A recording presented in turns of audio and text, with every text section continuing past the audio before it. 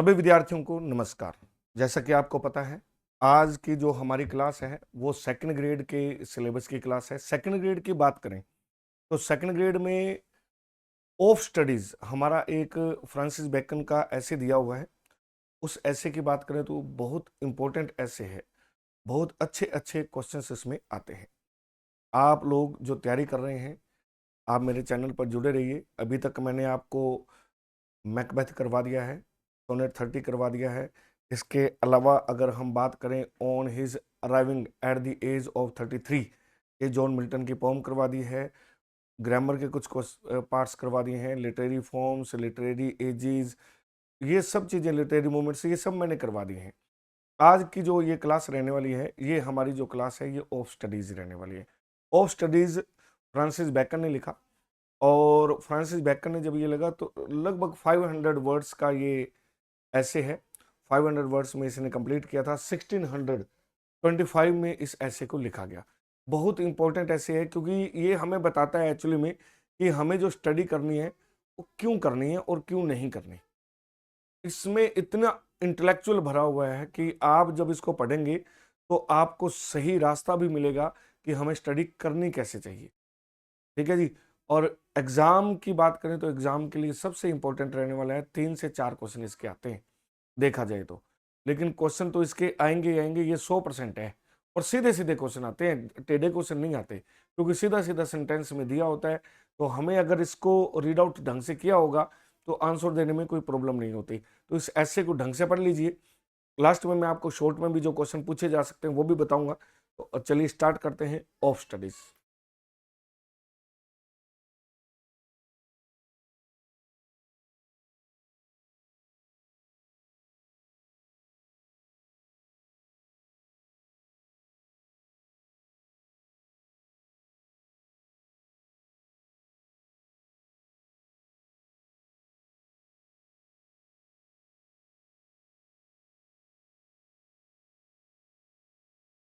Of studies की अगर हम बात करें तो ये फ्रांसिस बेकन ने लिखा है।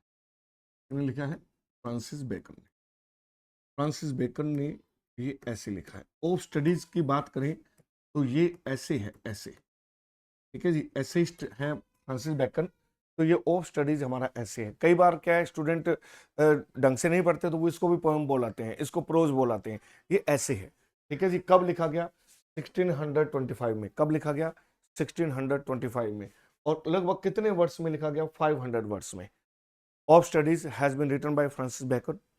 It was written in 1625 and it was written in 500 words. ये आपका पहला एक क्वेश्चन यहीं से भी अटेम्प्ट किया जा सकता है, क्योंकि फर्स्ट टाइम जब सिलेबस चेंज होता है तो छोटे छोटे बेसिक क्वेश्चंस आते हैं।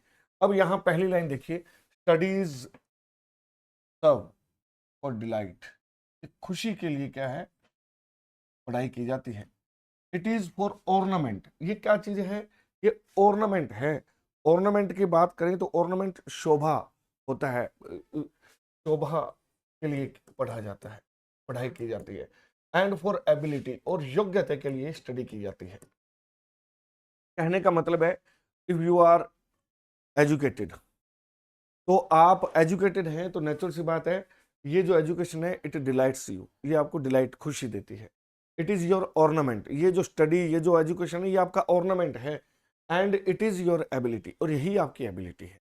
और आपकी एजुकेशन जो है, आपके बिहेवियर से पता लगता है कि आप कितने एजुकेटेड हैं। तो कहता है स्टडी सर्व फॉर डिलाइट। ये पहला क्वेश्चन यहीं से बनता है, पहली लाइन से। Study serve for what?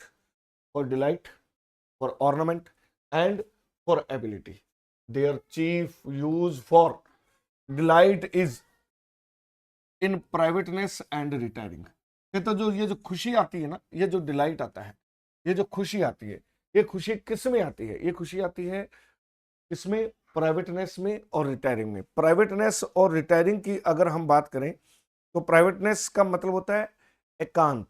ठीक है जी। प्राइवेटनेस का मतलब होता है एकांत। रिटायरिंग का मतलब शांत प्रिय, शांति प्रिय। यानी कि ये आपको खुशी क्यों देता है? ये आपको शांति प्रिय बनाता है। ठीक है जी। आप एकांत में रहते हैं, ये आपको स्टडी जब एकांत में लेकर पढ़ते हैं तो आपको शांति मिलती है। फॉर ऑर्नामेंट, अगर हम शोभा की बात करें, इस डिस्कोर्स, ये आपका ऑर्नामेंट कब बनता है? ये ऑर्नामेंट स्टडी आपका कब बनता है?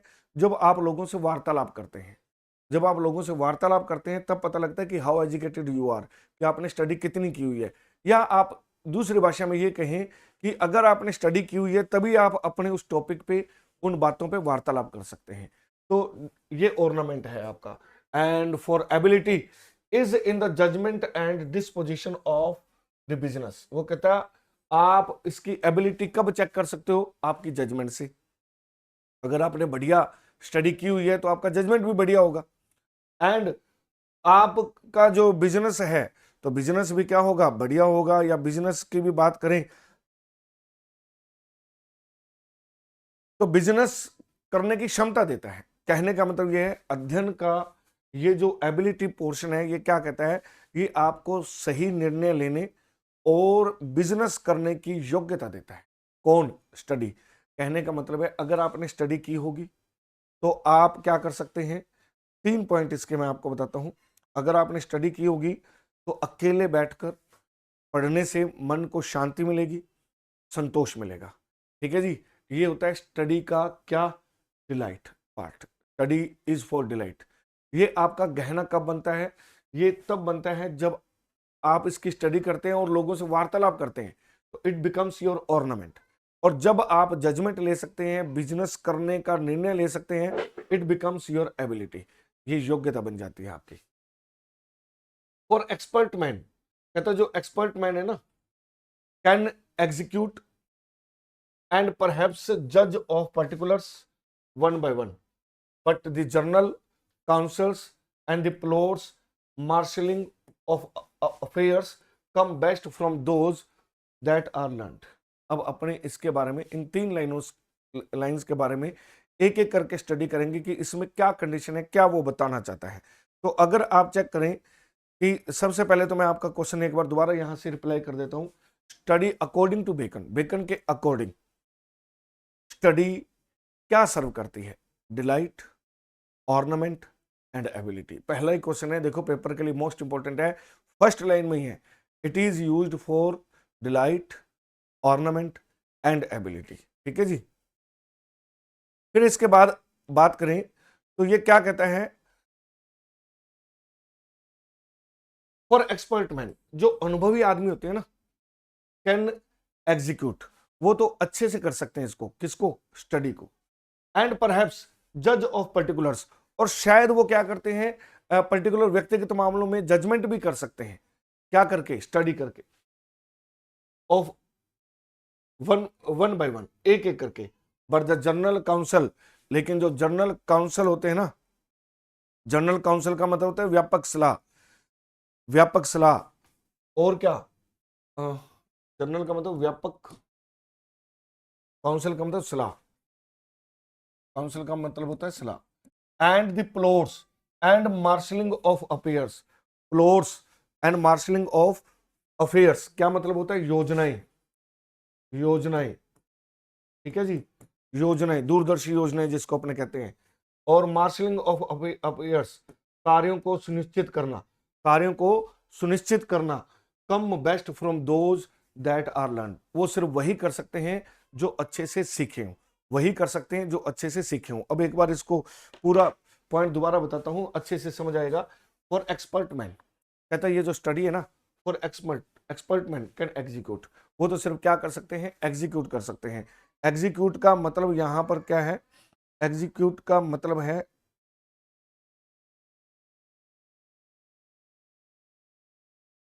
कार्य को, कार्य को सफलतापूर्वक करना, कार्य को सफलतापूर्वक करना, सफलतापूर्वक करना। कहता जो एक्सपर्ट मैन है वो कार्य को सफलतापूर्वक कर सकते हैं। ठीक है जी। एंड परहैप्स जज फॉर पर्टिकुलर्स, और पर्टिकुलर कोई क्या है? पर्सनल, व्यक्तिगत जो मामले हैं उनको जजमेंट भी कर सकता है, वन बाय वन, एक एक करके। ठीक है जी। बट कहता लेकिन जो स्टडीड जो पर्सन है, जो एजुकेटेड पर्सन है, जिसने एजुकेशन की हुई है, स्टडी की हुई है, वो क्या कर सकते हैं? दे द जर्नल काउंसिल, व्यापक सलाह, द प्लोट्स, योजनाएं, द मार्शलिंग ऑफ अफेयर्स, कार्यों की सुनिश्चितता या कार्यों की योग्यता या कार्यों को क्या करना, चेक करना भी ये कार्य कैसे किया जाएगा। Come best from those that are learn, वो सिर्फ वही लोग कर सकते हैं जो क्या है, अच्छे पढ़े लिखे हैं। अगर आप अच्छे पढ़े लिखे हैं, आप डिसीजन ले सकते हो, आप कार्यों को अच्छे से कर सकते हो, आप योजनाएं बना सकते हो, ठीक है जी। और लेकिन अगर आप पढ़े लिखे नहीं है तो फिर तो ये काम तो कोई भी कर सकता है, जजमेंट करने वाला काम तो कोई भी कर सकता है, कार्य सफलतापूर्वक काम करने वाला काम तो कोई भी कर सकता है, लेकिन पर्टिकुलर एक्स वाई जेड एक एक पॉइंट को लेकर के चलने वाला पर्सन वही होता है जिसने क्या किया हो, बढ़िया लर्निंग की हो। तो spend too much time in study is sloth, आराम से बढ़िया। देखिए ये क्वेश्चन है, ये हमारे एग्जाम के लिए मोस्ट इंपोर्टेंट प्रश्न है ये। To spend too much time in studies is sloth, studies में बहुत ज्यादा समय भी नहीं लगाना चाहिए। Don't just waste your time in studying the whole days, पूरा पूरा दिन आप स्टडी में मत रहो। क्यों? It brings to the sloth, sloth का मतलब होता है आलस्य, ठीक है जी, ये आपको आलसी बना देगा। अगर आप ज्यादा स्टडी करते हो तो ये आपको क्या बना देगा, आलसी। स्टडी मेक्स यू स्लोथ, कब? अगर आप बहुत ज्यादा स्टडी करते हैं, अगर आप अत्यधिक समय लगा करके स्टडी करते हैं तो ये आपको क्या करता है, आलस्य में लेके जाता है, स्लोथ बना देता है। To use them too much for ornament, अगर आप इसका प्रयोग ज्यादातर किसके लिए करोगे, ऑर्नामेंट के लिए, इज अफेक्शन, ठीक है जी, इज अफेक्शन। कहने का मतलब है अगर आप इनका प्रयोग दिखावा और भाव दिखाने के लिए करोगे तो ये बनावटीपन दिखेगा। अफेक्शन का मतलब क्या है, अफेक्सेशन, बनावटी। अब लोगों को प्रभाव दिखाने के लिए आप ये शो करो कि पता नहीं मेरे को तो क्या कुछ आता है, मैं ये कर दूंगा, मैं वो कर दूंगा, मैंने ऐसे किया, मैंने वैसे किया। तो ऐसे लोग भी आपने देखे होंगे, वो अपनी जो एजुकेशन है उसको क्या है, उसका दिखावा ही करते रहते हैं। तो कहता है अगर आप ऑर्नामेंट, दिखावे की तरह अगर उसको यूज करोगे ना, वो बनावटी लग जाएगा, फिर लोगों को ये लगने लग जाएगा यार इसको आता जाता कुछ नहीं है, ऐसी क्या है, बोस्ट ऑफ करता है। To make judgement wholly by their rules, by their rules is humour of scholar, is humour of scholar. अब वो क्या कहते हैं कि अगर आप बात करें, यदि कोई व्यक्ति हर निर्णय केवल पुस्तकों के माध्यम से लेगा, to make judgement wholly by their rules, rules का मतलब यहां बुक्स है। अगर आप टोटली जो भी आप निर्णय लेंगे वो बुक्स के ऊपर आधारित लेंगे तो यह केवल एक क्या माना जाएगा, humour of scholar. Humour of scholar का मतलब उस स्कॉलर का, उस विद्वान का मजाक बन जाएगा। यानी कि आप ये कह दो जी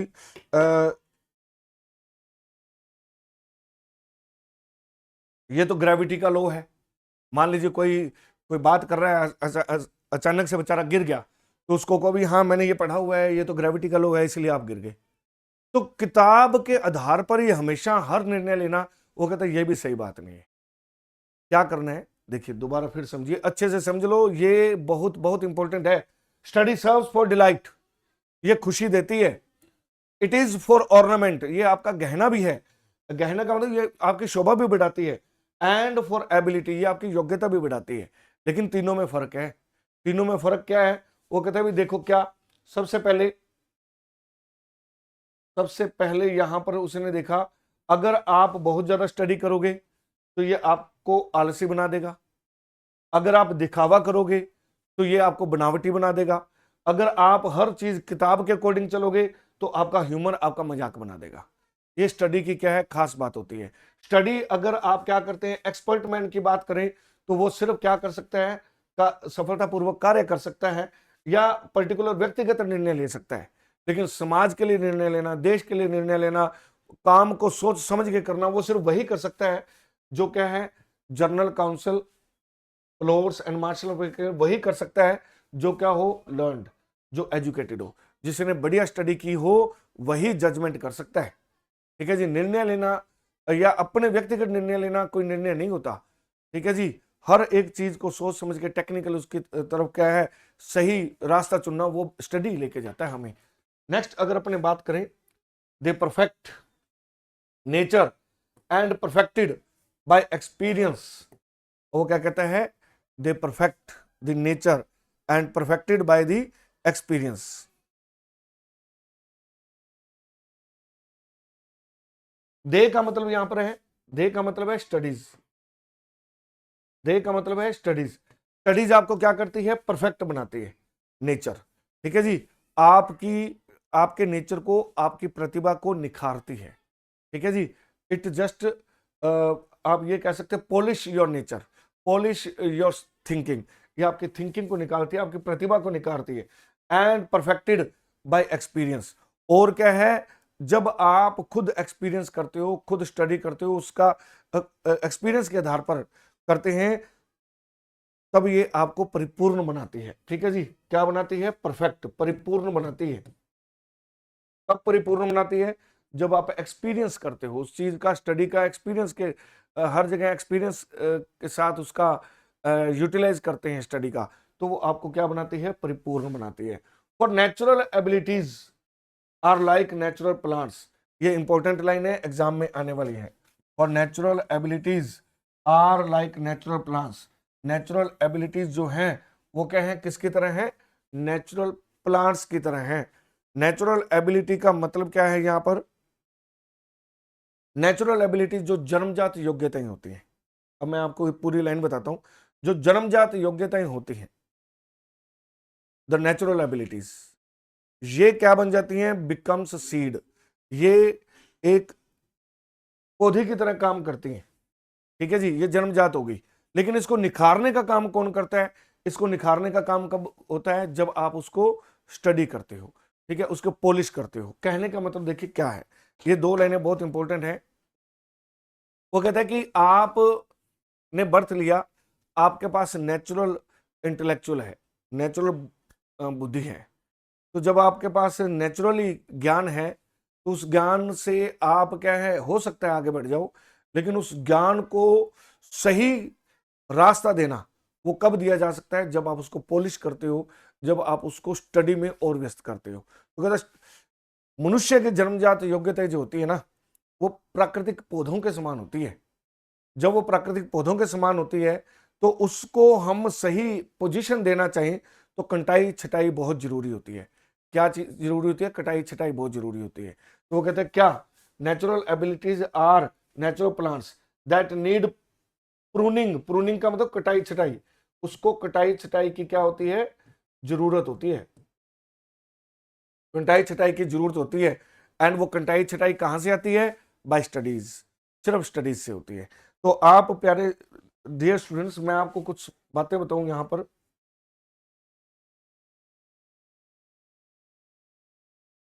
नंबर 1,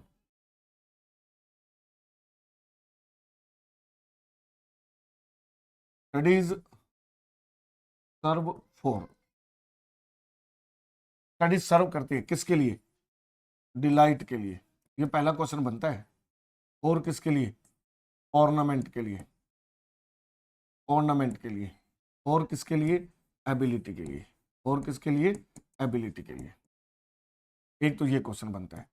फिर दूसरा, नेचुरल, नेचुरल एक्सपीरियंस, जो नेचुरल एक्सपीरियंस है ना, are are pruning, are pruning by studies. Pruning का मतलब जो होता है स्टडीज, कटाई छटाई, कटाई छटाई जो उसकी की जाती है, वो किसके द्वारा की जाती है, वो स्टडीज के द्वारा की जाती है। यानी कि स्टडी से ही आपका जो नेचुरल नेचुरल बिहेवियर या जो ज्ञान है, वो आपका एक्सपीरियंस्ड ज्ञान बन सकता है, जस्ट ओनली बाय प्रूनिंग। और प्रूनिंग किससे होगी, स्टडी से होगी।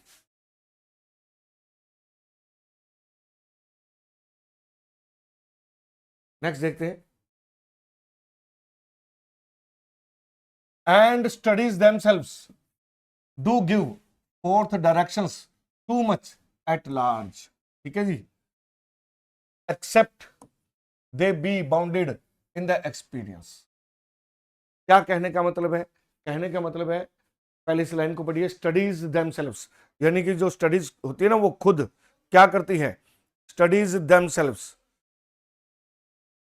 डू गिव फोर्थ डायरेक्शंस, ये हमें खुद डायरेक्शन देती है, दिशा निर्देश देती है। अध्ययन समय आपको डायरेक्शन देता है कि ऐसे कर लीजिए, ऐसे कर लीजिए। किताबें पढ़ेंगे तो हमें डायरेक्शन आएगा ना, तो इसीलिए कहता है डू रीड बुक्स, बुक्स पढ़िए, बुक्स पढ़ोगे तो ज्ञान मिलेगा, बुक्स नहीं पढ़ेंगे तो ज्ञान कहेगा भाई, ठीक है जी। लेकिन वो कहता है too much at large, studies give directions too much at large, बहुत लार्ज क्या है डायरेक्शन देती हैं, except they be bounded in by experience, लेकिन शर्त है क्या उसे अनुभव के द्वारा निरंतर न किया जाए तो उसका पूरा लाभ नहीं मिल पाता। यानी कि आपने स्टडी का अगर लाभ लेना है, अगर आपने स्टडी का लाभ लेना है तो आपको एक्सपीरियंस भी, आपको अपनी क्या है अनुभव का भी पूरा नियंत्रण देना पड़ेगा। अनुभव और स्टडीज मिलकर के क्या है, आपको एक सही दिशा निर्देश दे सकते हैं। अकेला किताबों के ऊपर आप निर्णय नहीं ले सकते, अकेला एक्सपीरियंस के ऊपर आप निर्णय नहीं ले सकते। एक्सपीरियंस और आपकी किताबें का जो ज्ञान होता है वो दोनों मिलकर के आपको सही दिशा निर्देश देते हैं, आपको लाइफ का सही रास्ता दिखाते हैं। तो ये इसकी स्टडी के बारे में बात करते हैं। देखिए बहुत इंपॉर्टेंट है, यहां से मोस्ट इंपॉर्टेंट है, कहां से, यहां से, क्राफ्टी मैन कंडेम स्टडीज। जो कहता है जो क्राफ्टी मैन होते हैं ना, क्राफ्टी मैन क्या करते हैं, दे कंडेम स्टडीज, दे कंडेम क्या करते हैं, स्टडीज करते हैं।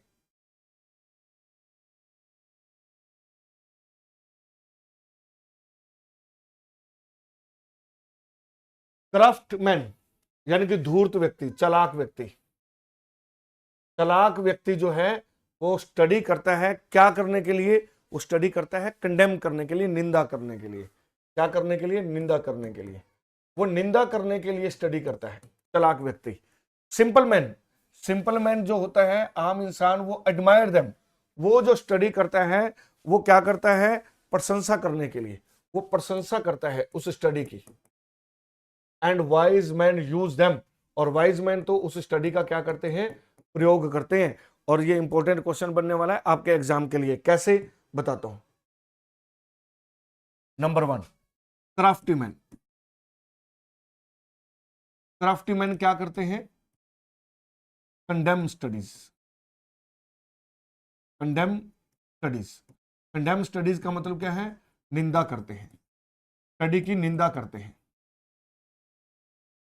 और सिंपल मैन क्या करते हैं, सिंपल मैन जो है एडमायर स्टडीज, एडमायर का मतलब प्रशंसा करते हैं, वो प्रशंसा करते हैं।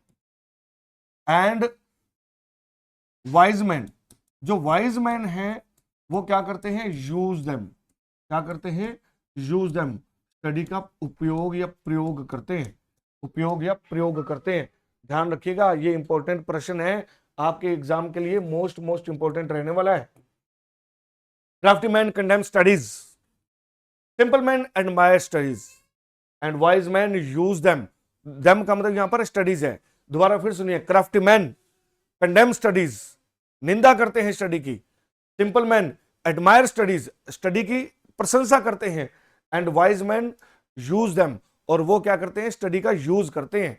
इसीलिए वो कहते हैं क्या बनो, वाइज मैन बनो, ठीक है जी। यूज करना सीखो स्टडी का, लर्निंग का, जो आपके पास ज्ञान है हाउ टू यूज इट, ये करना आप सीखिए। ये मैंने आपको अभी थोड़ी देर पहले बताया भी है, क्या बताया, कि ये जो 3 लाइन है, these 3 lines are most important. कौन सी 3 लाइन्स मोस्ट इंपॉर्टेंट है, क्राफ्टमैन से लेकर के, ठीक है जी, वाइज मैन तक। Use them for the teach not their own use, ठीक है जी, but that is a wisdom without them and above them won by observation. वो क्या कहता है, क्या करती है, वाइज मैन जो है वो यूज करते हैं, कैसे, for the teach not their own use, अपने लिए नहीं, अपने लिए नहीं करते वो, ठीक है जी।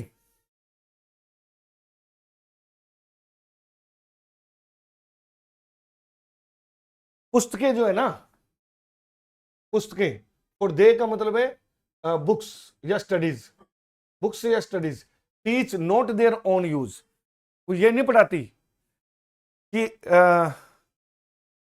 हमारा यूज कैसे किया जाए। किताबें नहीं बताती भी आओ कम हियर, मैं बताती हूं कि मेरी किताब का जो है वो यूज कैसे करना है आपने, no, but that is a wisdom without them. ठीक है जी। और क्या करवाती हैं,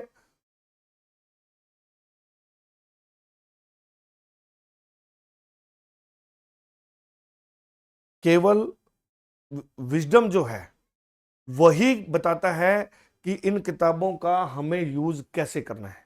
और ये कब आता है, ये ऑब्जर्वेशन से आता है। दोबारा सुनिए, कहते for they teach not their own use, किताबें कभी भी नहीं बताती कि हमारा यूज कैसे करो, but that is a wisdom, ये बुद्धिमता है विदाउट देम। ठीक है जी, जो उनके बिना नहीं आ सकती। एंड अबव देम, उससे भी ऊपर जाए तो वॉन बाय ऑब्जर्वेशन। और हम किताबों को तभी हम जीत सकते हैं, ज्ञान हमें तभी प्राप्त कर सकते हैं जब हम ऑब्जर्व करते हैं। तो पूरी बात है, यह विवेक पुस्तकों से बाहर तथा उनसे भी श्रेष्ठ होता है, जो अनुभव और सूक्ष्म अवलोकन से प्राप्त होता है। कहता किताबों से कुछ नहीं आता, आप उन किताबों से ज्ञान प्राप्त कीजिए, उसका अवलोकन कीजिए, ठीक है जी, उसका अनुभव प्राप्त कीजिए, उससे जो आपको ज्ञान मिलता है वो सर्वश्रेष्ठ ज्ञान होता है। ठीक है जी, यानी कि स्टडी ही सबसे ज्यादा श्रेष्ठ ज्ञान है, लर्निंग। किताबें ज्ञान नहीं है, किताबों से जो ज्ञान मिलेगा उसका हाउ टू यूज, वो ऑब्जर्वेशन वही आपको बताता है कि आप कितने पढ़े लिखे हैं। Read not to contradict and confute, ये भी इंपॉर्टेंट है। यहां से भी देखिए, यहां से भी मैं आपको बता रहा हूं, read not to contradict and confute, not to believe and take for granted, not to find talk and discourse, but to weigh and consider. बहुत इंपॉर्टेंट लाइन है एग्जाम के लिए, सबसे इंपॉर्टेंट लाइन है ये। तीसरी इंपॉर्टेंट लाइन आ गई। पहली लाइन मैंने आपको बताया था, स्टडी गिव्स या सर्व डिलाइट ऑर्नामेंट एंड एबिलिटी। दूसरी लाइन मैंने आपको कौन सी बताई, क्राफ्टी मैन कंडेम स्टडी, ठीक है जी, निंदा करते हैं। Simple man admire them, simple man क्या करते हैं, स्टडी की एडमायर प्रशंसा करते हैं। And wise man use them, और वाइज मैन क्या करते हैं, स्टडी का यूज करते हैं। ये तीन बातें इंपॉर्टेंट है दूसरी लाइन की। तीसरी लाइन क्या है, read not to contradict and confute, तर्क वितर्क करने के लिए थोड़ा पढ़ना है अपने को। डोंट रीड फॉर क्या, एक मिनट को भाई, विरोध करने के लिए, तर्क वितर्क करने के लिए। यहां कॉन्ट्राडिक्ट का मतलब होता है विरोध करना, और यहां तर्क करना। विरोध या तर्क के लिए नहीं पढ़ना आपने। अब आप कोई टॉपिक मेरे से बात करें, मैं उसके ऊपर बहसबाजी करने लग जाऊं, that's not study, that's not ज्ञान। ठीक है जी, वो कहता है पढ़ो, but not for contradict and confute, तर्क या विरोध करने के लिए नहीं। No to believe and take for granted, और इस बात के लिए नहीं कि हाँ बस सब कुछ आता है अपने को। ठीक है जी, सब कुछ आता है का मतलब क्या है, ये विश्वास कर लेना कि सब कुछ जो मैंने कह दिया वो सच है, हर चीज को सत्य मान लेना। भैया मैंने कह दिया ना सही है सब कुछ, अपने कहते हैं ना, तो कहता नोट टू बी गारंटेड, ऐसे नहीं है कि जो आपने पढ़ लिया वो गारंटेड है, नो। फिर no to find talk and discourse, वार्तालाप के लिए भी नहीं। कहता स्टडी का यूज वार्तालाप के लिए भी नहीं करना, हाँ ठीक है चलो यार अपने वार्तालाप करने योग्य हो गए, नहीं, but to weigh and consider, पढ़ना है किसके लिए, to weigh and consider. Way and consider के लिए आपको स्टडी करना है। वे एंड कंसीडर का मतलब होता है गहराई से परखना और विचार करना। वे का मतलब परखना और विचार करना, परखना और विचार करना। वो कहता परखने और विचार करने के लिए आप क्या है, रीडिंग करो। कहता रीडिंग करनी है ना, तो उसके भी कुछ नियम है। रीडिंग किस लिए नहीं करना, नोट फॉर कॉन्ट्राडिक्ट और कंफ्यूट, नोट फॉर बिलीविंग और ग्रांटेड, नोट फॉर टॉकिंग और discourse, just only to weigh and consider.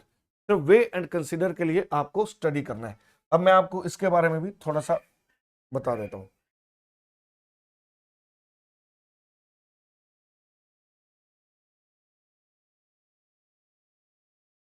Reading should not be for, नहीं होनी चाहिए किसके लिए, नंबर वन कॉन्ट्राडिक्ट के लिए।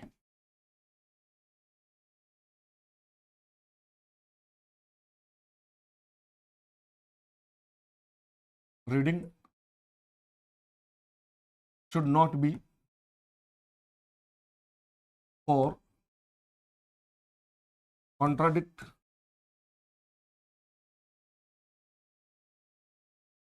and confute.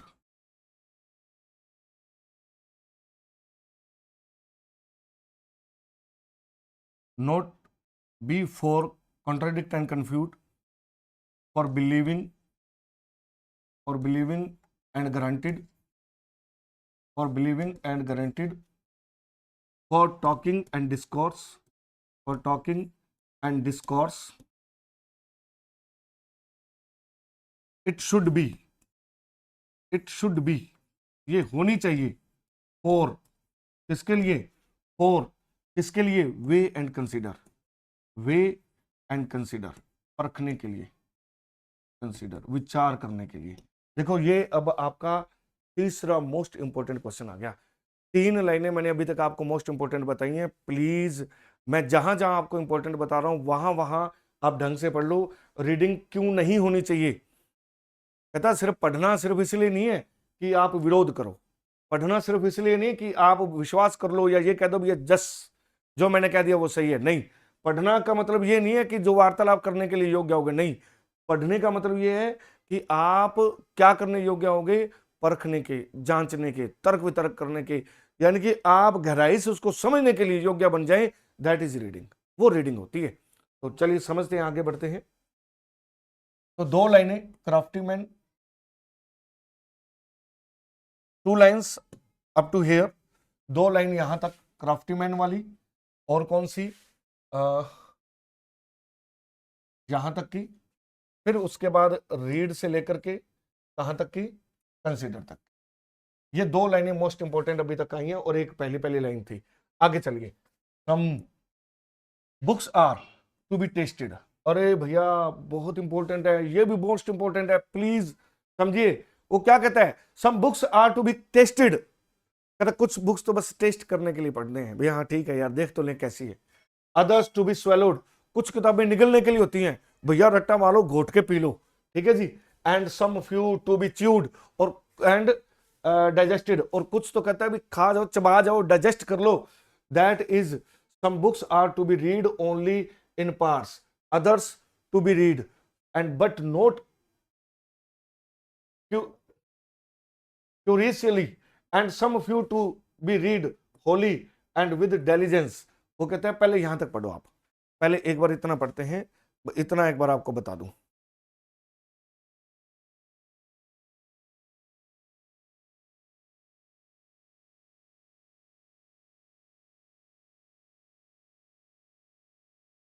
वो कहते हैं some books are for tasted, some books तो है टेस्ट करने के लिए, थोड़ा चखने के लिए, थोड़ा परखने के लिए भी, हाँ कैसी है।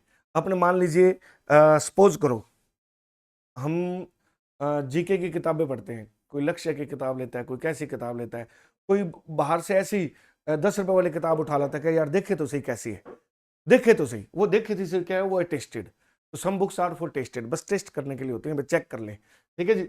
Others to be swallowed, swallowed का मतलब होता है पूरा पढ़ लेना, अच्छे से पढ़ लेना, गहराई से पढ़ लेना, विश्लेषण के साथ पढ़ना, ठीक है जी। यानी स्वेलो का मतलब गटकना, गटक जाओ सारी, ठीक है। And some few to be chewed and digested, और कुछ तो क्या करनी है, चबा जाओ। चबा जाओ का मतलब एक एक लाइन उसकी आपको समझ आनी चाहिए, जो है हमारे सेकंड ग्रेड की इंग्लिश, एक एक लाइन समझ आनी चाहिए, you have to chew it, ठीक है। एंड डाइजेस्टेड, डाइजेस्टेड का मतलब उसको पूरा डाइजेस्ट कर जाओ, यानी कि एक एक चीज आपके दिमाग में फिट कर लो, यही होना चाहिए। कहता तो बुक्स की भी क्वालिटी है, अपनी अपनी बुक्स की क्वालिटी क्या बताई, टू बी टेस्टेड, ये भी इंपॉर्टेंट लाइन है, swallowed, chewed, and for books are to read only, यहाँ पे डाइजेस्टेड के लिए। अब दैट इज कहने का मतलब क्या है, वो कहता मैं अब इसको पूरा डिटेल में बताता हूं भी क्या मतलब है इसका। कहने का मतलब है कि अगर हम एक एक करके इसको समझें तो वो समझना क्या होता है वो मैं आपको सीधे सीधे बताता हूं। That is some books are to be read only in parts, कुछ किताबों को तो पार्ट्स में पढ़ना चाहिए, हिस्से बना लेने चाहिए, थोड़ा सा पार्ट ये पढ़ लिया, थोड़ा सा ये पार्ट पढ़ लिया। कुछ किताबें तो क्या करना चाहिए, हिस्सों में पढ़ना चाहिए, पार्ट्स में पढ़ना चाहिए, उनके कुछ पार्ट्स ही पढ़ने चाहिए, कुछ भाग पढ़ने चाहिए। others to be read but not ये क्यूरियस क्यूरियसली क्यूरियसली, ठीक है जी, क्यूरियसली। कुछ किताबें क्या है आपने पढ़नी है नोट क्यूरियसली, ठीक है जी, यानी कि सूक्ष्मता के साथ नहीं, नोट बड़ी गहराई के साथ नहीं पढ़ना, बस रीड करना है। And some few to be read wholly, और कुछ किताबें तो होली का मतलब पूरा का पूरा कंप्लीट पढ़ जाइए। And with diligence and attention, पूरा डेलिजेंस और अटेंशन के साथ पढ़िए, ठीक है जी, किसके साथ, डेलिजेंस एंड अटेंशन के साथ पढ़िए। Some books to be read for diligence and attention, diligence and attention, diligence and attention. Diligence का मतलब परिश्रम, मेहनत करके पढ़िए। एंड अटेंशन का मतलब एकाग्रता से पढ़िए, एकाग्रता से पढ़िए। Some books also may be read by deputy and extracts made of them by others, ठीक है जी। कुछ किताबें तो क्या करनी चाहिए, डेप्यूटी। अब डेप्यूटी का मतलब क्या होता है, अभी बताता हूं, एक मिनट रुकिए।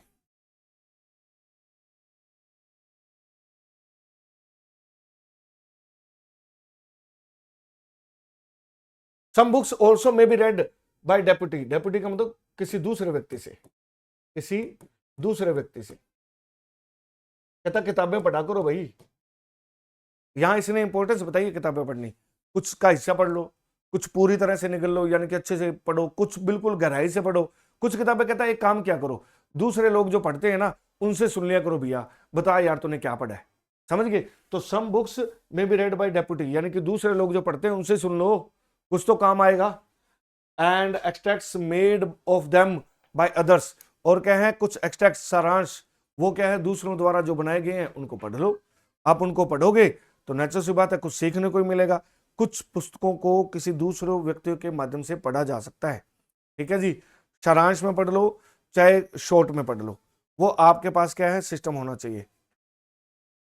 But that would be only in less important arguments and the meaner sort of books. और वो क्या कहता है कि ध्यान रखिएगा, वो किताबें कौन सी होनी चाहिए, सामान्य पुस्तकें होनी चाहिए, सामान्य पुस्तकें होनी चाहिए, ठीक है जी, जो कम महत्वपूर्ण होनी चाहिए, जिनका विषय हमारे काम का नहीं होना चाहिए। ऐसी किताबें आप दूसरों से वैसे पूछ लिया करो, भी बताना यार इसमें क्या होता है, बताना यार इसमें क्या होता है। Else this distilled books are like common distilled waters. अब ये क्या है, डिस्टिल्ड का मतलब होता है सार बताने वाली, सार रूपी पुस्तकें, सार रूपी जो पुस्तकें होती है ना, ये क्या होता है, डिस्टिल्ड वाटर की तरह होता है। डिस्टिल्ड वाटर की तरह क्या होता है, आस्तु जल की तरह होता है, फीका होता है। कोई मतलब कि कुछ, मैं अब दूसरों से किताब पढ़ लूं, आपसे पूछूं भी बताना यार इस किताब का सारांश क्या है, आपको कि यार इस किताब में ये है, इस किताब में ये है, इस किताब में ये है, मैं पढ़ लिया, बस मैं इतना की नॉलेज आई। लेकिन उसमें गहराई में जो नॉलेज बतानी है और गहराई में जो बातें बताई गई हैं वो कैसे पता लगेंगी, वो तो खुद पढ़ोगे तभी पता लगेंगे ना। तो ये कहता है ये तो ऐसी किताबें होती हैं जो डिस्टिल्ड वाटर की तरह होती हैं, यानी कि इनमें कोई भी टेस्ट नहीं होता। फ्लैशी थिंग्स, फ्लैशी थिंग्स का मतलब फीका, सही, ठीक है, प्रभावशाली नहीं होती ये। Reading make a full man, reading तो फुल मैन बनाती है। कॉन्फ्रेंस और रेडीमैन, कॉन्फ्रेंस रेडीमैन बनाती है। And writing and exact man, एक और इंपॉर्टेंट लाइन आ गई, याद से पढ़ लीजिए, फिर बता रहा हूं। रीडिंग क्या करती है, makes a full man, reading तो फुल मैन बनाती है। अगर आपने ढंग से रीडिंग की हो तो आप लोग क्या हैं, आप फुल मैन हैं।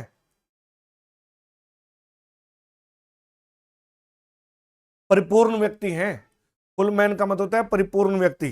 तो कहता आप तो क्या है, परिपूर्ण व्यक्ति हैं। देन कॉन्फ्रेंस, वो कहता है जी कॉन्फ्रेंस जो होता है, ठीक है जी, विचार विमर्श करना, वो आपको क्या करता है, उत्तर देने वाला व्यक्ति बनाता है, रेडीमैन। कॉन्फ्रेंस का मतलब होता है विचार विमर्श, विचार विमर्श। विचार विमर्श क्या करता है, आपको एक रेडीमैन, हाजिर जवाबी आदमी बनाता है। कहता कॉन्फ्रेंस करो, ठीक है जी, वार्तालाप करो, विचार विमर्श करो, तो ये आपको रेडीमैन बनाएगा। पहले कहता है रीडिंग करो, रीडिंग करोगे तो आप परफेक्ट मैन बन जाओगे। फिर दूसरा काम कॉन्फ्रेंस करो, एक दूसरे से वार्तालाप करो, ठीक है जी, तर्क वितर्क करो, ये आपको रेडीमैन बनाता है, हाजिर जवाबी बनाता है, ठीक है जी। Then writing and exact man, और राइटिंग जो होता है ना, राइटिंग आप लोगों को क्या बनाता है, राइटिंग बनाता है स्ट्रिक्ट, शुद्ध, प्योर व्यक्ति, ठीक है जी, ये एग्जैक्ट मैन बनाता है। अब देखिए क्या कहना चाहता है, दोबारा समझिए। नेक्स्ट लाइन है important, number 1, reading makes you perfect. Reading आपको क्या बनाती है, परफेक्ट मैन बनाती है। दूसरा, कॉन्फ्रेंस क्या बनाती है आपको, रेडीमैन, हाजिर जवाबी बनाती है। एंड राइटिंग आपको क्या बनाती है, राइटिंग आपको क्या बनाती है, एग्जैक्ट मैन, जो है वही का वही, एग्जैक्ट मैन, ठीक है। ये 3 चीजें कहता रीडिंग क्यों करनी चाहिए, ताकि आपके अंदर क्या है, परिपूर्णता आ सके। कॉन्फ्रेंस, वार्तालाप क्यों करने चाहिए, डिबेट क्यों करना चाहिए, ताकि आप हाजिर जवाबी मैन बन सकें। और राइटिंग क्यों करनी चाहिए, ताकि आप एग्जैक्ट मैन बन सकें, जो आपके माइंड में चल रहा है वो पूरा का पूरा आपके उसके ऊपर पेज पर लिखा जा सके। तो यह इसलिए करनी होती है ये studies. And therefore if a man right little he had need have a great memory. कहता अगर कोई आदमी कम लिखता है ना, इसका मतलब उसकी मेमोरी बहुत कम है।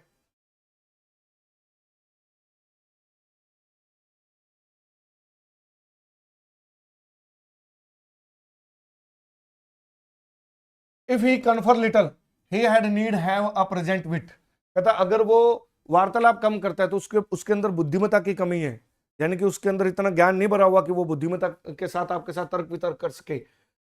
And if he read little he had need have much cunning. कहता उसको फिर चालाक होने की जरूरत है, to seem to know that he does not. और ऐसे लगता है कि उसने ऐसा कुछ किया नहीं है, ना रीडिंग की है, ना उसने कॉन्फ्रेंस किया है, और ना ही उसने क्या किया है, अच्छे से राइटिंग सेक्शन को अपनाया है। तो कहता कि ऐसे विद्यार्थी, ऐसे लोग, कौन से लोग, जिन्होंने पढ़ाई कम की है, रीडिंग राइटिंग कम की है, कॉन्फ्रेंस कम किया है, तो वो जो लोग हैं ना, वो क्या है, उनके अंदर कुछ ना कुछ कमी है। क्या कमी है, देखिए,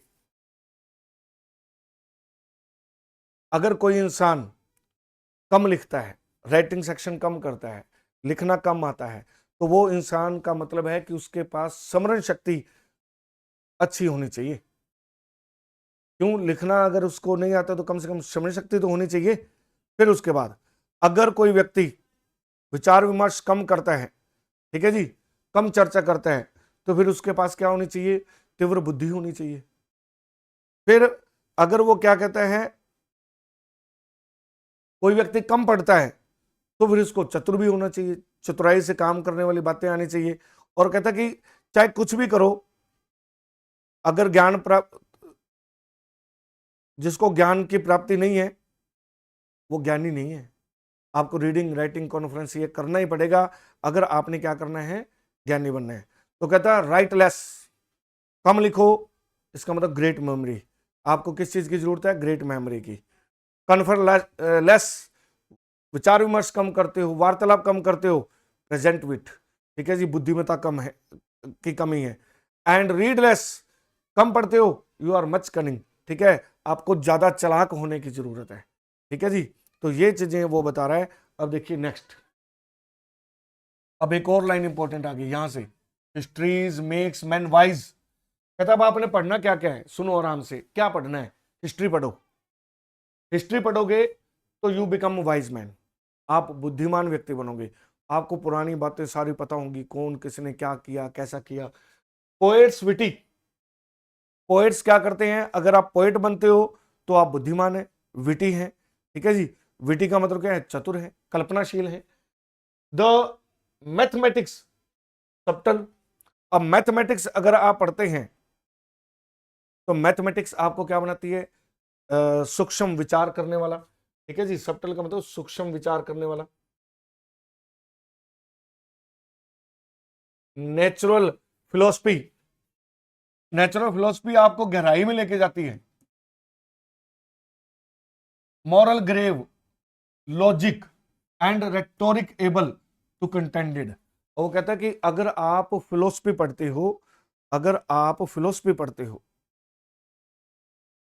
तो क्या है, एक मिनट रुकिए।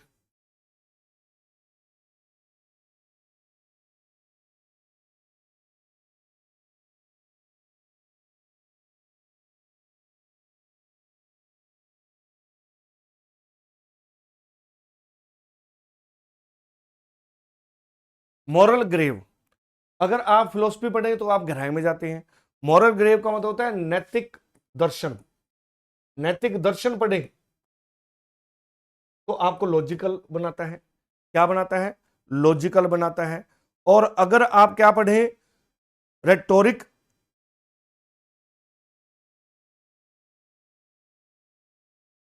एक मिनट को, वेट वेट, कुछ गड़बड़ है यहाँ। क्या है?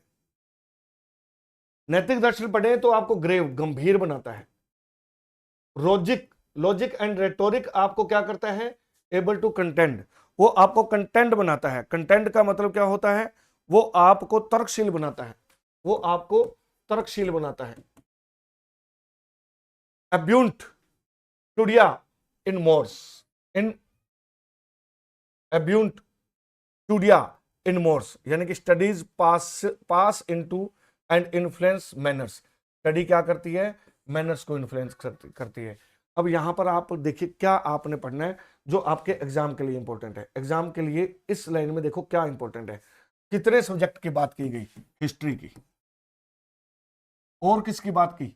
मैथमेटिक्स की, मैथमेटिक्स की। ठीक है जी। और किसकी बात की गई? फिलोसफी की, फिलोसफी। और किसकी बात की? मॉरल की। और किसकी बात की? Logic and rhetoric study, study की बात की गई। ठीक है जी। तो हिस्ट्री पढ़ोगे तो वाइज मैन बनते हो, मैथमेटिक्स पढ़ोगे तो सब्टल बनते हो, फिलोसफी पढ़ोगे तो डीप। ठीक है जी। मॉरल पढ़ते हो तो ग्रेव, गहराई में जाते हो। ये पढ़ते हो तो आपको कंटेंट बनाता है, कंटेंट बनाता है। ये ध्यान से पढ़ लीजिए भैया, आपके लिए बहुत इंपॉर्टेंट पॉइंट रहने वाले हैं। अगर आप हिस्ट्री पढ़ोगे तो you will be called wise. अगर आप मैथमेटिक्स पढ़ोगे तो सब्टल। ठीक है जी। सूक्ष्म, गहराई से जानना आप सीख जाओगे। फिलोसफी पढ़ोगे तो आपके थॉट्स गहराई में चले जाएंगे, आप गहराई से सोचना शुरू कर दोगे। मोरल ग्रेव, गंभीर बन जाओगे आप। नैतिक दर्शन पढ़ोगे तो गंभीरता से सोचना शुरू कर दोगे। लॉजिकल एंड रेटोरिक का स्टडी करोगे तो कंटेंट, तर्कशील बन जाओगे। वो कहता है ये ऐसे इसलिए पढ़नी चाहिए। अगर आप इस तरीके से पढ़ोगे तो अब आपके सामने है कि उसका रिजल्ट क्या बनता है। हिस्ट्री पढ़ोगे तो वाइज। पोइट्री, एक पोइट्री रह गया, पोइट्री पढ़ोगे तो विटी, बुद्धिमता, आप बुद्धिमान हो जाएंगे पोइट्री पढ़ेंगे तो। मैथमेटिक्स पढ़ोगे तो subtle, natural philosophy deep, moral philosophy grave and logical and rhetoric able to contend. वो कहता है ये सारी चीजें आपको पढ़नी है। नेचुरल फिलोसफी पढ़ेंगे तो एक आदमी डीप जाता है। ये सारी चीजें मैंने आपको बताई हैं, प्लीज आप इनको पढ़िएगा। अब्यूंट का मतलब होता है, चलो अब यहां पर ये इंपॉर्टेंट लाइन है आपके लिए।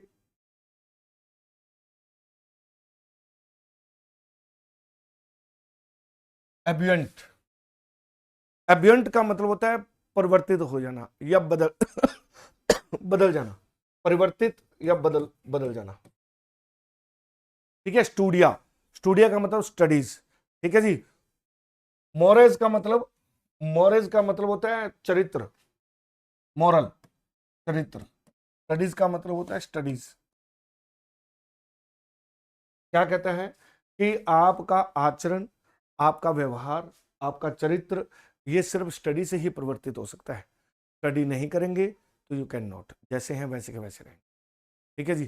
तो इसीलिए स्टडी इज मस्ट।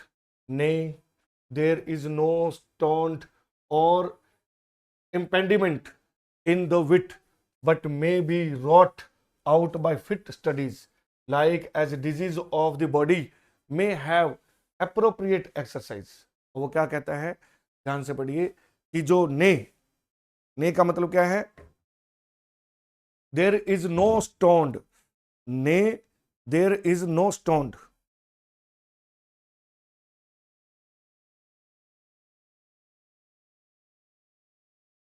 एक मिनट रुको भाई।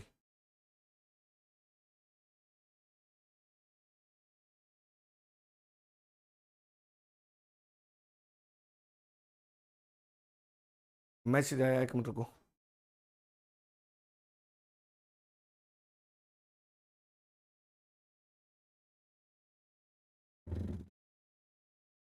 कहते दे नो, वास्तव में, ने का मतलब वास्तव में, वास्तव में देर इज नो स्टोन और impediment in the wit but may be wrought out by fit studies.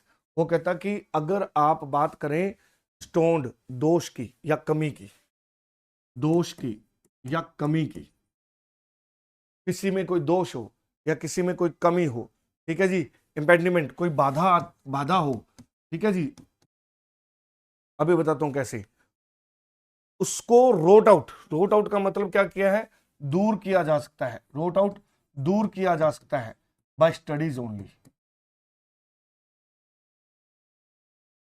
किसी के अंदर बुद्धिमत्ता की कमी हो, बुद्धिमत्ता की बाधा हो, यानी कि उसको समझ में ना आता हो, हम उसको भी समझदार बना सकते हैं जस्ट बाय स्टडीज, पढ़ा करके, पढ़ करके अलग अलग चीजें, हिस्ट्री पढ़ो, पोएट्री पढ़ो, मैथमेटिक्स पढ़ो, लॉजिक पढ़ो, मॉरल फिलोसफी पढ़ो, ये सारी चीजें पढ़ो जो अलग अलग चीजें आपको अलग अलग कंडीशन पढ़ाती हैं। ठीक है जी। इसके बाद अगर हम ये कहें वास्तव में बुद्धि की ऐसी कोई कमी या बाधा नहीं है, इस लाइन का मतलब है बुद्धि की ऐसी कोई कमी या बाधा नहीं है क्या जो आपको उचित अध्यापन करने से दूर ना की जा सके। अगर आप सही ढंग से स्टडी करेंगे तो आपकी विटनेस की जो भी कमी है, जो भी आपकी इंटेलेक्चुअल की कमी है, वो दूर की जा सकती है। यानी कि आपकी नौकरी नहीं लग रही, ढंग से पढ़ो, तो आप ढंग से पढ़ोगे तो आप नौकरी भी लग जाओगे। यही क्या है, सबसे बड़ी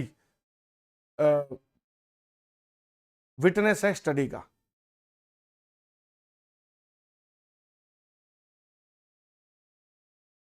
कैसे, कहता जैसे, किस तरह से, लाइक जैसे डिजीज, बीमारियां जो होती है ना of the body, may have appropriate exercise. कहता अगर बीमारियां हमारी दूर करनी है तो हमें अप्रोप्रिएट एक्सरसाइज करनी चाहिए। वैसे ही अगर हमारे दिमाग का संतुलन कम है, हमें नॉलेज कम है, हमें ज्ञान नहीं है, तो उसको बढ़ाने के लिए हमें स्टडीज करनी चाहिए। ठीक है जी। Then bowling is good for the stone. अब ये कुछ बीमारियां बताएगा, कुछ बीमारियों के नाम बताएगा, कुछ चीजें बता रहा है, ये इंपॉर्टेंट है आपके एग्जाम के लिए। ठीक है जी। कैसे, गेम्स बता रहा है, बहुत इंपॉर्टेंट है। अगर आप बॉलिंग करोगे, अगर आप बॉलिंग करोगे तो बॉलिंग करोगे तो आपका क्या सही हो जाएगा, स्टोन, क्या सही हो जाएगा, स्टोन। और किसका, रेंस का, गुर्दे का, गुर्दे का या पथरी, पित्ते की पथरी, कोई भी पथरी अगर आपके बॉडी में है, उस पथरी को ठीक किया जा सकता है क्या करके, बॉलिंग करके। देखो कितनी बढ़िया बात बताई है। यानी कि पथरी 1600 कुछ 1625 की बात करें तो उस टाइम के लोगों के में होती थी स्टोन। तो कहता स्टोन अगर आपने सही करना है, स्टोन की बीमारी को सही करना है तो बॉलिंग करो, तो आपका कहीं ना कहीं स्टोन क्या है, सही होगा। Shooting for lungs and breast. ठीक है जी। लंग्स और ब्रेस्ट के लिए आपने क्या करना है, शूटिंग, तो वो आपके लंग्स और ब्रेस्ट को क्या करेगा, सही करेगा। Gentle walking for the stomach, पेट के लिए क्या करना है, जेंटल वॉकिंग, जेंटल वॉकिंग करनी है। राइडिंग, राइडिंग करनी है फॉर द हेड, हेड के लिए, एंड द लाइक और सो ऑन। कहता कैसे भी आप देखिए, ये जैसे आपको मैंने बताया कि बाउलिंग किसके लिए होती है, स्टोन के लिए। देखिए क्वेश्चन आ सकता है, बाउलिंग किसके लिए होती है, स्टोन के लिए एंड रेंज के लिए, शूटिंग किसके लिए, लंग्स एंड ब्रेस्ट के लिए, जेंटल वॉकिंग किसके लिए, स्टमक के लिए, एंड राइडिंग किसके लिए, हेड के लिए, और भी बहुत कुछ। कहता है ये सारे कुछ चीजें क्या है, एक्सरसाइज हैं जो हमारी बॉडी को फिट करती हैं।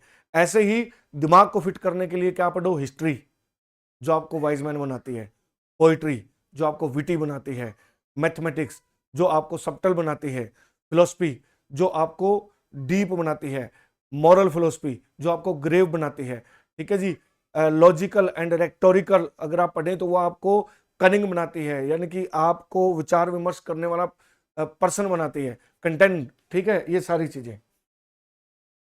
यहां पर आपको मैं थोड़ा सा और बता दूं, आपने क्या करना है,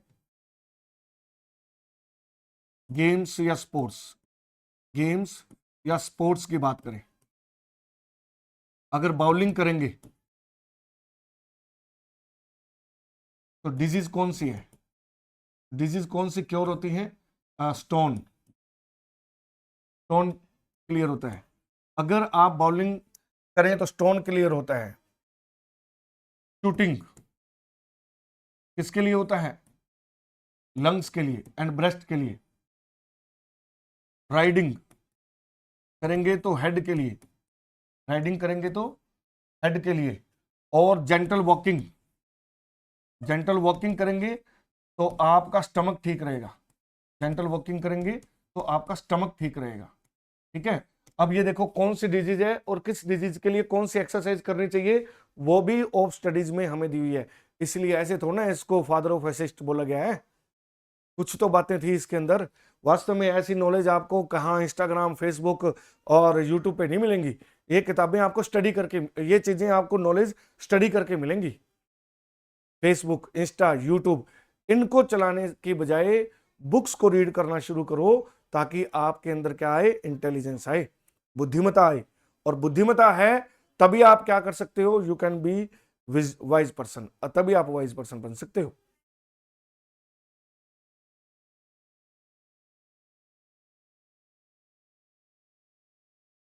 और वो क्या कहते हैं, सुनो,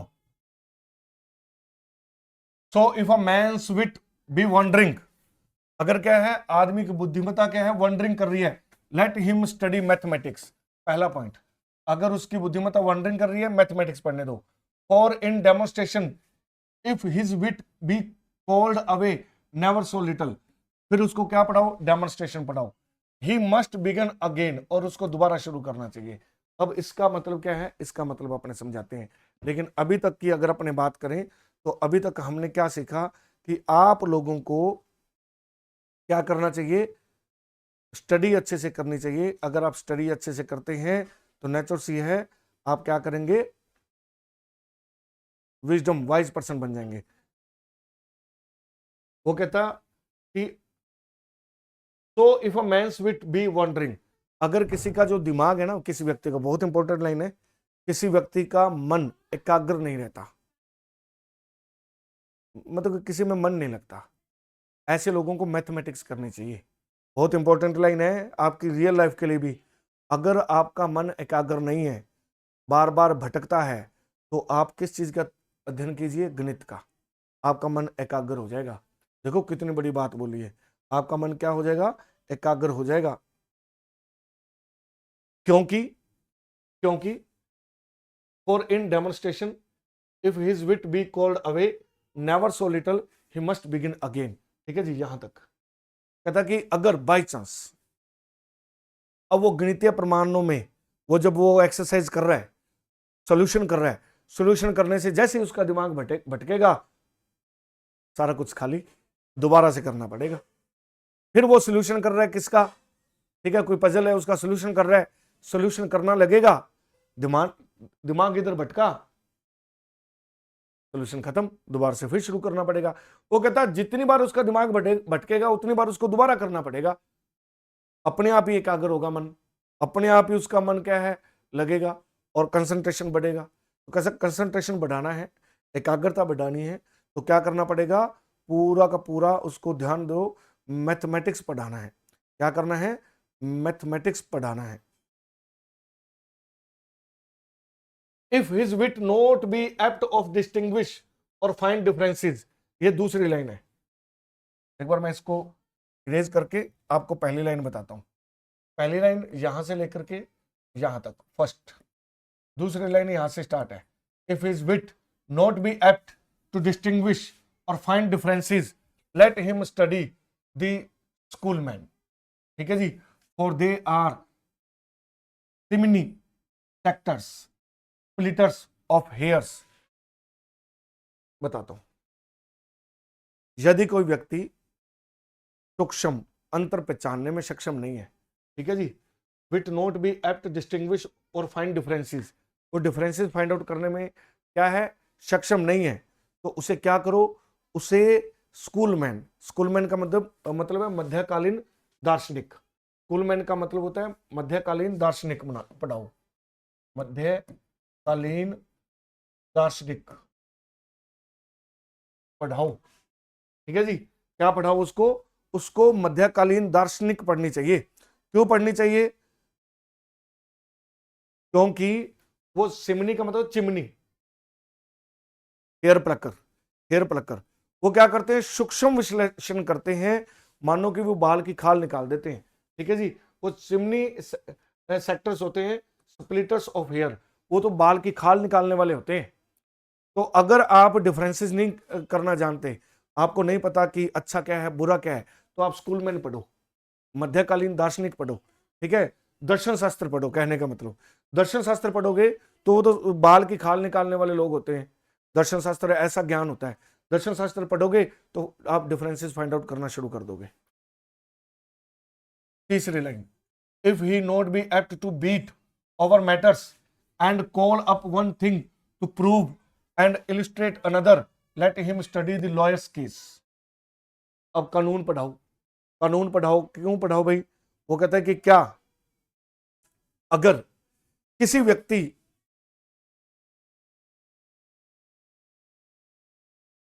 को इतनी योग्यता नहीं है कि वो किसी विषय में गहराई से विश्लेषण कर पाए, ठीक है जी, can not apt to beat over matters, वो मैटर्स के ऊपर विश्लेषण नहीं कर पाता, and call up one thing to prove and illustrate another, और एक के बाद एक दूसरा उदाहरण देता है कि ये ऐसा होगा, लेकिन फिर भी उसका क्या है, विश्लेषण नहीं कर पाता, उदाहरण दे दे करके समझाता है, फिर भी सिद्ध नहीं कर पाता, तो उसे क्या करना चाहिए, उसे लॉयर की स्टडी, वकीलों की स्टडी, लॉ कानून पढ़ाना चाहिए, तो कानून की स्टडी करनी चाहिए। तो every defect of the mind may have a special receipt, कहता हर इंसान के लिए जो जो क्या है उसकी कमियां हैं लाइफ की, उसको सॉल्व किया जा सकता है, और सॉल्व कैसे किया जा सकता है, अध्ययन से। वो कहता हर रिमेडी, हर माइंड की हर कमी के लिए रिमेडी है, क्या कहता है, तो एवरी डिफेक्ट, डिफेक्ट का मतलब माइंड का जो डिफेक्ट है, माइंड का, मे हैव स्पेशल रिसिप्ट, ठीक है, उसका भी कहीं ना कहीं सोल्यूशन है, और सोल्यूशन क्या है, अध्यापन, स्टडी। कहता स्टडी करो तो आपको सोल्यूशन जरूर मिलेगा, स्टडी करो तो आपको सोल्यूशन जरूर मिलेगा। अंडरस्टूड। अब देखो क्या क्या चीजें हैं, अब इंपॉर्टेंट लाइंस, ये ऐसे पूरा हो गया 500 का।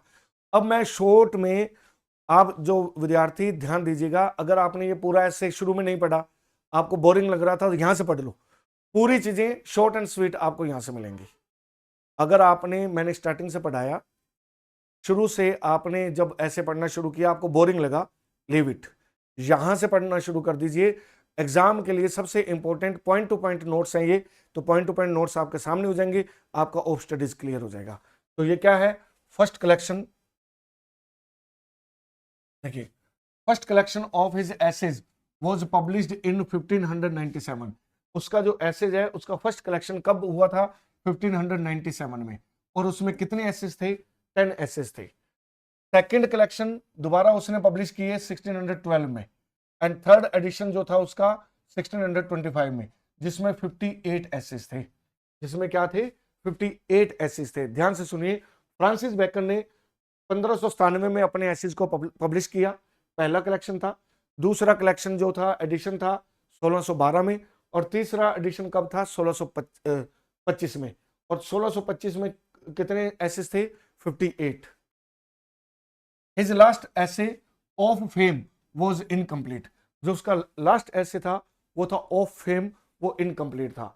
Beckons full name was Lord Verulam and Viscount St Albans, ये इसका पूरा नाम था, मोस्ट इंपोर्टेंट। बेकन का पूरा नाम क्या था? Lord Verulam and Viscount St Albans. ये क्या था? फ्रांसिस बेकन का पूरा नाम था। पढ़ लीजिएगा, काम आने वाला है आपके आगे। एसेज ऑफ स्टडीज, स्टडीज के बारे में बात करें तो एसेज ऑफ स्टडीज में क्या बताया उसने? Use purpose of studies, study के पर्पज बताता है। स्टडी क्या करती है? सर्व करती है डिलाइट के लिए, ऑर्नामेंट के लिए, एबिलिटी के लिए। मैंने क्या कहा था? पहली लाइन इंपॉर्टेंट है। डिलाइट किसके लिए? प्राइवेटनेस एंड रिटायरिंग के लिए। ऑर्नामेंट डिस्कोर्स के लिए। Ability judgement and disposition of business के लिए। ठीक है जी। डिफेक्ट्स ऑफ स्टडी, स्टडी के डिफेक्ट क्या है? To spend of too much time in studies you makes you lazy, sloth बनाता है।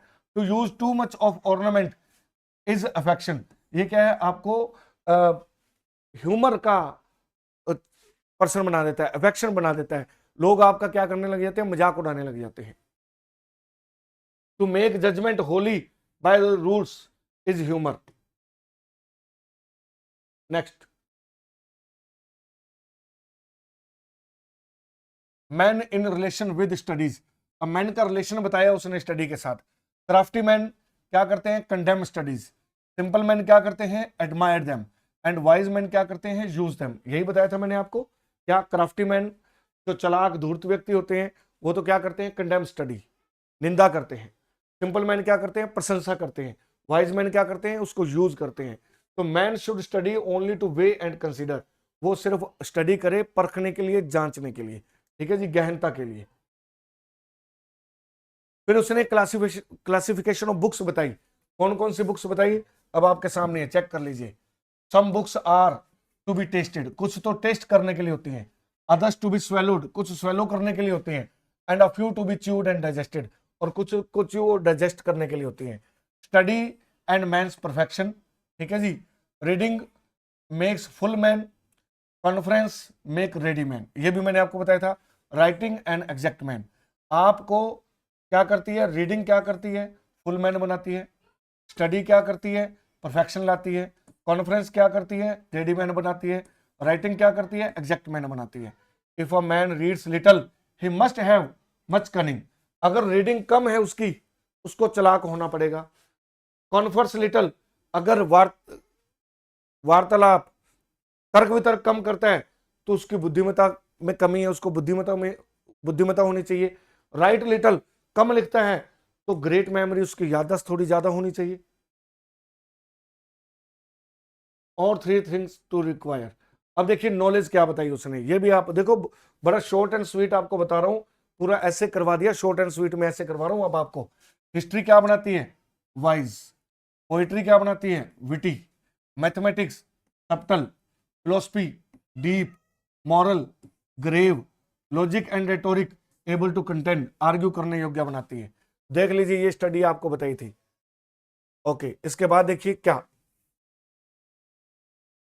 अब स्टडी क्या करोगे क्या रिमेडी मिलेगी वो भी बताया था। स्टडी क्या करोगे क्या रिमेडी है वो भी उसने बताया था। विट इज वॉन्डरिंग, वो कहता विट, अगर बुद्धिमत्ता इधर उधर हो रही है तो मैथमेटिक्स पढ़ो। ठीक है, डिस्टिंग्विश नहीं कर पाते तो स्टडी स्कूल में फिलोसफी पढ़ो। एंड अगर बेकन कहता है, बेकन फिलोसफर्स को क्या कहलाता है? चिमनी सेक्टर्स, यानी कि hair splitters. Unable to illustrate और प्रूव तो स्टडी लॉयर, तो लॉयर लॉ स्टडी कीजिए, वकील बनिए। तो कहता ये तीन चीजें आपको क्या है? पढ़नी है। सारा कुछ मैंने शॉर्टकट में बता दिया।